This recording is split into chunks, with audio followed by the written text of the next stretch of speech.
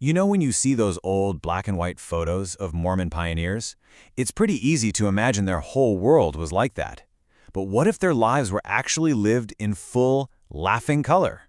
Well, let's explore the surprising and often hilarious truth hiding behind those super stern faces.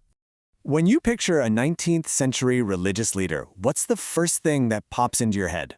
For a lot of us, it's a word like stiff, right? We see those formal portraits, the rigid poses, the collars that look like they're actively trying to choke them.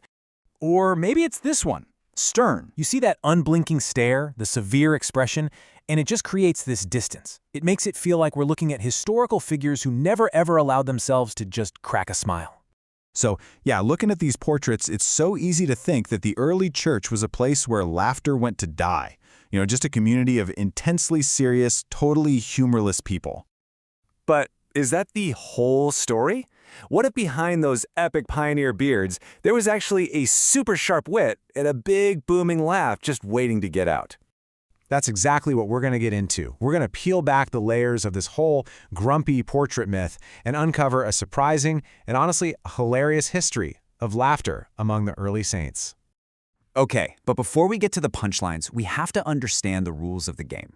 To really get their humor, we have to know what was considered off-limits. And it all came down to one key concept: light-mindedness. Now, this is crucial. Light-mindedness wasn't about banning a good joke. Not at all. It was all about the intent behind the humor.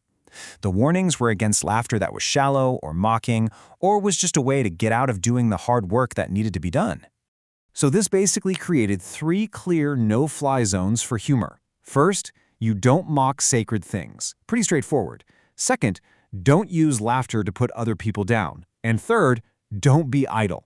I mean, in a society where survival was key, telling tall tales instead of, say, digging an irrigation ditch was a big deal. But here's the kicker. Outside of those very specific boundaries, the complete opposite was true. Humor wasn't just allowed. It was seen as essential. It was practically a spiritual requirement for survival. And this whole philosophy, it came straight from the top. Let's take a look at the leaders themselves, and we've got to start with the prophet Joseph Smith. Far from being some stern, gloomy figure, Joseph Smith was known for his energy. He famously loved to pull sticks and wrestle, and he used his physicality and his humor to really connect with his followers, to show them he was a brother, not some statue on a pedestal. For anyone who doesn't know, alum is this incredibly bitter substance that makes your entire face pucker up. So Joseph's point was crystal clear. He believed faith should bring you joy, not make you look like you're perpetually sucking on a lemon. And this culture of good cheer definitely continued when the saints got to the Great Basin. Leaders like George A. Smith, who was in the first presidency, actively used the pulpit to push for the hearty laugh as an antidote to the tough realities of pioneer life. But if there was one undisputed heavyweight champion of the Mormon one-liner, one guy who stood head and shoulders above everyone else, it was the legend himself, J. Golden Kimball. See, J. Golden wasn't your typical polished church leader. He'd been a mule skinner, which is a job not exactly known for its Sunday school vocabulary. He brought this raw, unfiltered energy to the pulpit, and he loved using it to pop the little bubbles of self-righteousness he saw creeping into the church. And quotes like this, while maybe a little shocking to some ears, were exactly why people loved him so much. He was authentic. His plain-spoken, kind of salty humor sent a really clear message. You don't have to be perfect to belong here. And for the average person, the one actually trekking across the plains or building a sod house in the desert, this was more than just entertainment. Humor was a form of spiritual medicine. It was like a pioneer Prozac that kept the whole community's spirit from breaking. I mean, just look at this list. This is just a tiny fraction of the daily struggle. A dying cow, an empty flour barrel, swarms of crickets. Just imagine facing that kind of relentless hardship day in and day out. The weight of it could be absolutely crushing. So when you're confronted with that reality, you've really only got 2 choices, right? You either give in to despair, or you find a way to laugh. And the saints, they consistently chose to laugh. They looked for the absurdity in their struggles as a way to keep their spirits up. And the women of the church played a huge role in this.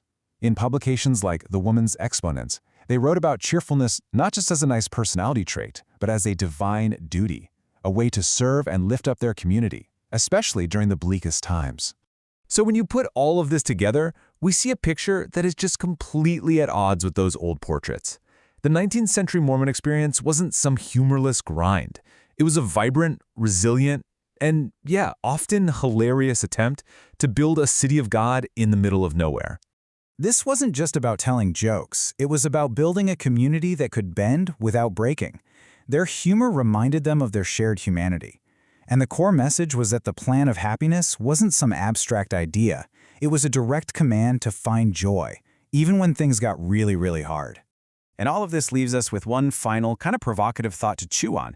Maybe the greatest evidence of a divine sense of humor wasn't in the punchlines from the pulpit, but in the actual landscape where the saints were asked to build their Zion.